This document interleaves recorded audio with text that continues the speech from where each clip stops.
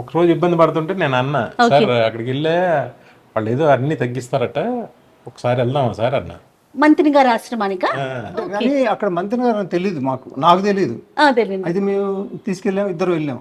ఇద్దరు వెళ్ళారండి? ఇద్దరు వెళ్ళాం. వెళ్తే ఒక నేనే ఇద్దరు తీసుకెళ్ళారు. ఓకే. అయితే నాకు నమ్మకం లేదు, నేను పెద్ద ఫ్రూట్స్ లో నేనే పెద్ద టాప్, నేను రైతుని, నాకు తెలియదు ఇలా అనుకున్నాను నేను. కాదండి, ప్రభాకర్ గారి కోసం మీకోసం కూడా కలిపి వెళ్ళారు. నేను చేయలేను, నాకు అర్థమైంది, ఆ తిండి నేను తినలేను. తర్వాత ఈయన్ని తీసుకెళ్ళా. తీసుకెళ్తే నేను చెప్పాను కదా, ఈయన చాలా పట్టుదలగా ఉండే మనిషి అని. వాళ్ళు ఏం చేస్తారులే ఈయన మాత్రం అన్నట్టు క్యాజువల్ గా చెప్పారు. అయితే అప్పుడు వాళ్ళు అక్కడ చిన్న ఇది జరిగింది వినయ్.